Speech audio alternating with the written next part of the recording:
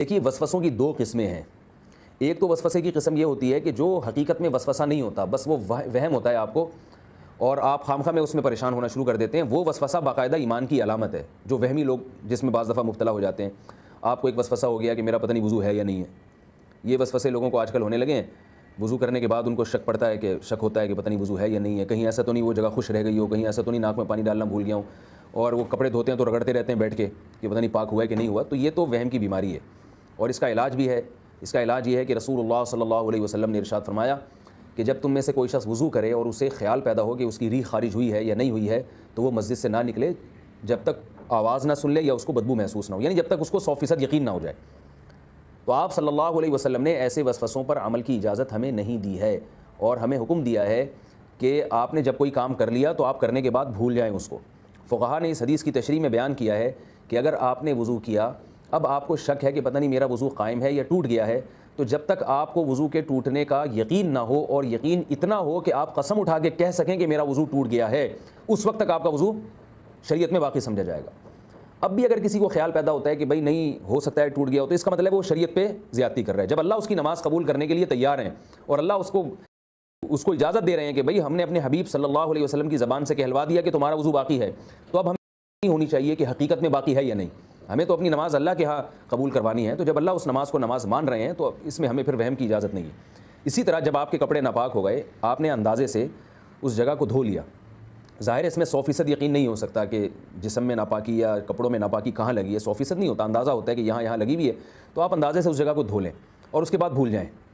بار بار اس جگہ کو چیک کرنا کہ شاید یہاں لگی ہو, شاید وہاں رہ گئی ہو, یا میں نے دھویا ہو تو کہیں چھیٹ نہ پڑ گئی ہو. ایسی چیزوں سے بھی انسان وہمی بن جاتا ہے, پاگل ہو جاتا ہے. تو اس میں بھی ہمیں اجازت نہیں ہے کہ اتنا غور و فکر سے کام لیں. فقہاء نے قرآن و حدیث کو سامنے رکھتے ہوئے یہ مسئلہ بیان کیا ہے کہ اگر آپ کے پینٹ یا آپ کی شلوار کے ایک پائنچہ ناپاک ہو گیا, کہیں اس پہ کوئی پیشاب یا کوئی ایسی نجاست لگ گئی, اب جب آپ اس کو دھونے کے لیے بیٹھے تو آپ یہ بھول گئے کہ میرا رائٹ والا جو پائنچہ ہے وہ خراب ہوا تھا یا لیفٹ والا. اب آپ نے تھوڑا سا اندازہ لگا لیا, کہیں بھی ذہن میں نہیں جا رہا آپ کا, تو تھوڑا سا اندازہ لگا کے بس دھو لیں. آپ ایک پائنچہ بھی دھو لیں گے تو خود بخود پاک سمجھا جائے گا دوسرا بھی, حالانکہ ممکن ہے آپ نے دھونے میں غلطی کی ہو, لیکن چونکہ آپ اس سے زیادہ کے مکلف نہیں ہیں. اور یہ بھی ضروری نہیں ہے کہ اب اس وہم میں کہ یہاں ناپاکی لگی ہو تو ایسا نہ ہو تو میں وہ والی جگہ دھو لوں, تو آپ کو پورا کپڑا دھونا پڑے گا. تو شریعت نے آپ کو اس ٹینشن سے بچایا ہے کہ ایک اندازے سے آپ ایک جگہ دھو لیں. اگر وہ جگہ بالفرض نہیں بھی تھی تو بھی اللہ آپ کی نماز کو قبول کر لیں گے, آپ کے لباس کو پاک سمجھا جائے گا. رسول اللہ صلی اللہ علیہ وسلم کیا کیا کرتے تھے, حدیث میں آتا ہے آپ صلی اللہ علیہ وسلم جب پیشاب فرماتے تو اس کے بعد آپ صلی اللہ علیہ وسلم پانی کی چھینٹیں مار لیا کرتے تھے اپنے ازار پر. اس لیے کہ بعض دفعہ یہ ہوتا ہے کہ آپ جب پیشاب کر کے فارغ ہوتے ہیں تو اس وقت آپ کو تسلی ہوتی ہے کہ پیشاب کے قطرات آنا ختم ہو گئے, بند ہو گئے.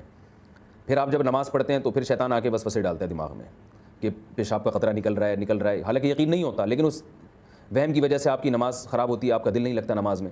تو آپ صلی اللہ علیہ وسلم نے اس کا حل یہ بتایا کہ بھئی اپنے ازار پہ پانی کی چھینٹیں مار لو, اور آپ صلی اللہ علیہ وسلم نے خود عمل کر کے دکھایا, تاکہ بعد میں جب آپ ازار دیکھیں اور اس پہ گیلا پن دیکھیں تو آپ کو یہ احساس ہو کہ بھئی یہ تو میں نے خود چھینٹیں ماری تھیں. تو یعنی اپنے آپ کو بھی وہمی ہونے سے بچانے کے لیے آپ صلی اللہ علیہ وسلم نے اس بات کا حکم دیا ہے, یعنی لوگ تاکہ اپنے آپ کو وہمی ہونے سے بچائیں. حالانکہ آپ صلی اللہ علیہ وسلم کو تو وہم کا مرض کا تصور ہی نہیں ہے, لیکن امت کو تعلیم دینے کے لیے. تو اس لیے ہمیں طہارت کے معاملے میں پاک صاف رہنے کا تو حکم ہے, لیکن اس بارے میں ہمیں وہمی بننے کی اجازت نہیں ہے. تو یہ جو وسوسے طہارت کے ہیں یہ بھی شیطان کی طرف سے ہوتے ہیں, اور اس کا بھی اللہ نے رسول صلی اللہ علیہ وسلم نے علاج بتایا ہے کہ ان وسوسوں کو زیادہ اہمیت نہ دی جائے اور شریعت کے قانون کو فالو کیا جائے. میرے پاس لوگوں کی کالز آتی ہیں, اتنا زیادہ پریشان ہو جاتے ہیں. بعض لوگ کو ہوتا ہے کہ ہم غسل کرنے کے لیے بیٹھے ہیں تو ہمیں یہ ہے کہ پتہ نہیں ایک بال خوش نہ رہ گیا ہو. اس میں ایک دلچسپ واقعہ بھی ایک عالم نے سنایا. وہ کہتے ہیں کہ ایک مولانا صاحب تھے, عالم تھے, ان کو یہ وسوسے کی بیماری ہو گئی. وہ جب وضو کرنے کے لیے بیٹھتے تھے تو ان کو یہ تسلی نہیں ہوتی کہ پتہ نہیں وضو ہوا ہے کہ نہیں ہوا, تو کئی گھنٹے لگا دیتے تھے وہ. تو عالم خود اپنا واقعہ سنا رہے تھے کہ ایک دفعہ میں ایک مسجد میں بیٹھا ہوا وضو کر رہا تھا اور مجھے اطمینان نہیں ہو رہا تھا کہ وضو ہوا ہے کہ نہیں ہوا. کہتے ہیں میں اتنا پریشان ہوا کہ مسجد میں تالاب بھی تھا, بعض مسجد میں تالاب بنے ہوتے ہیں جن سے لوگ وضو کرتے ہیں. تو کہہ رہے میرے دل میں خیال آیا کہ جب تک میں اس تالاب میں غوطہ نہیں لگاؤں گا نا تو میرا جو ہے وضو مکمل نہیں ہوگا, میں پورا غوطہ لگا کے آؤں گا. اب کہتے ہیں میں وہ عالم تھے, حالانکہ علم دین پڑھا ہوا تھا وہ, اور بزرگ بھی تھے, یعنی لوگوں میں ان کی شہرت بھی تھی. میں نام اس لیے شو نہیں کروں گا کہ یہ مناسب نہیں ہے, لیکن یہ کہ لوگ بہت سارے ان کو جانتے بھی ہیں. لیکن یہ ایسی بیماری ہے شیطان کی طرف سے, جب یہ مسلط ہوتی ہے اور انسان اس کا علاج بر وقت نہ کرے اگر, تو یہاں تک نوبت پہنچ جاتی ہے. تو وہ کہنے لگے کہ میں نے کیا کیا کہ اب میں نے کہا کہ اگر میں سب کے سامنے اس حوض میں غوطہ لگاؤں گا, ڈبکی لگاؤں گا, تو لوگ کیا بولیں گے, بھئی یہ پاگل ہو گئے. تو کہنے میں وہ لوٹے سے وضو کر رہا تھا تو میں نے وہ لوٹا جان بوجھ کر اس تالاب میں پھینکا, اور پھر میں نے ایک چھلانگ لگائی ہے اس کے اندر کو، ارے میرا لوٹا، اور یہ کہتے ہیں پورا ہوتا لگا کے تالاب سے باہر نکلا ہوں. کہہ رہے ہیں پھر مجھے تھوڑی سی تسلی ہوئی کہ اب میرا وضو جو ہے مکمل ہو چکا ہے. تو میرے پاس کالز آتی ہیں یا دیگر علماء کے پاس بھی کالز آتی ہیں وہم کے مریضوں کی. تو اس لیے بھائی اس بارے میں شریعت کے قانون کو فالو کیا جائے. یہ بات درست ہے کہ غسل میں یا وضو میں ایک بال کے برابر بھی جگہ خشک رہ گئی تو نہ غسل ہوگا نہ وضو ہوگا. لیکن یہ ذہن میں رکھ لیں کہ علماء نے یہ بھی مسئلہ بیان کیا ہے کہ اگر آپ نے 3 دفعہ اپنا چہرہ دھو لیا تو اب ایک بال کے برابر بھی جگہ خشک نہیں رہتی. اگر آپ کو یہ شک ہو رہا ہے کہ رہ گئی ہے تو یہ آپ کے پاگل ہونے کی دلیل ہے یا آپ کے وہمی ہونے کی دلیل ہے. اس لیے 3 دفعہ دھو لیا بس اٹھ کے تسلی سے چلے جائیں اور یہ وہم نہ کریں. اگر قیامت کے دن اللہ پوچھے کہ بھئی تمہاری ایک جگہ بال خشک رہ گئی تھی تو آپ کہیں اللہ میں نے وضو اس طرح سے کیا جس طرح محمد صلی اللہ علیہ وسلم نے بتایا تھا, میں نے 3 دفعہ چہرہ دھویا ہے تو اس طرح وضو کیا ہے. تو اللہ تعالیٰ آپ کو چھوڑ دیں گے, کیونکہ ہمیں پورے قرآن و سنت کو فالو کرنے کا حکم ہے. جس نبی نے ہمیں یہ بتایا کہ ایک بال کے برابر جگہ خشک رہنے سے وضو نہیں ہوتا, اسی نبی نے یہ بھی بتایا کہ وضو کا طریقہ یہ ہے کہ 3 دفعہ چہرے پہ یوں کر کے پانی ڈالو تو بس کافی ہے.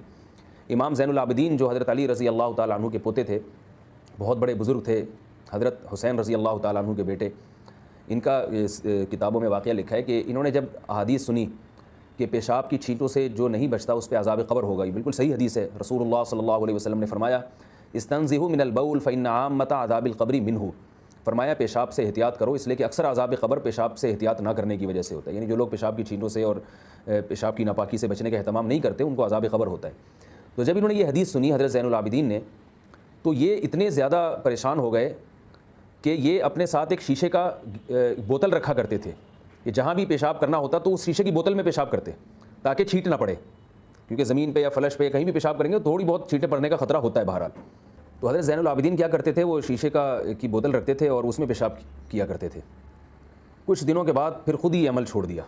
لوگوں نے پوچھا کہ کیوں چھوڑا, انہوں نے فرمایا لم یتکلف لہذا من ہوا خیر منہا, کہ اتنا تکلف اس شخصیت نے نہیں کیا جو مجھ سے بہتر تھے, یعنی محمد صلی اللہ علیہ وسلم. یعنی جس نبی صلی اللہ علیہ وسلم نے پیشاب کی چھینٹوں سے بچنے کا حکم دیا تو انہوں نے کیوں شیشے کا برتن نہیں رکھا. تو جیسے وہ پیشاب فرمایا کرتے تھے ہم بھی اسی طرح کر لیتے ہیں. تو اس سے کیا پتہ چلتا ہے کہ کبھی بھی کسی ایک حدیث کو دیکھ کے فیصلہ نہیں کیا جاتا, پوری شریعت کو دیکھ کے. تبھی ہم کہتے ہیں کہ بھائی فقہا کو فالو کرنا چاہیے, مجتہدین کو فالو کرنا چاہیے. آج کل یہ بھی ایک لوگوں میں ایک ٹریک چل نکلا ہے کہ کوئی بھی حدیث سامنے آیا تو بس اس پر عمل کرو, بس جہاں بھی نبی صلی اللہ علیہ وسلم کی حدیث آئے گی سامنے, صحیح حدیث مل جائے تو اس کو فوراً فالو کرنا ہے. ایسا نہیں ہے. ہمیں مجتہدین کے فتاوی دیکھنے پڑیں گے کہ مجتہدین نے قرآن و حدیث کا یہ مفہوم کیا بیان کیا ہے اور ان کا کیا فتویٰ اس بارے میں. اسی وجہ سے علماء نے لکھا ہے, فقہاء کرام نے کتابوں میں, کہ یہ درست ہے کہ پیشاب کی چھینٹوں سے بچنا فرض ہے, لیکن ساتھ ساتھ فقہاء نے یہ بھی لکھا ہے کہ پیشاب کی جو بہت معمولی تھوڑی سی چھینٹیں ہوتی ہیں ان سے بچنا فرض نہیں ہے اور وہ قابل معافی ہیں. تبھی آپ فقہ کی جتنی بھی کتابیں ہیں آپ اس میں دیکھیں تو فقہاء, بعض لوگ جو ظاہر حدیث کو فالو کرتے ہیں, جو فقہاء کو نہیں مانتے, وہ فقہاء پہ اعتراض کرتے ہیں کہ فقہاء نے کیسے لکھ دیا کہ چھوٹی باریک پیشاب کی چھینٹیں معاف ہیں جبکہ حدیث میں تو آتا ہے. تو فقہاء نے اسی وجہ سے لکھا ہے کہ اس سے بچنا ممکن نہیں.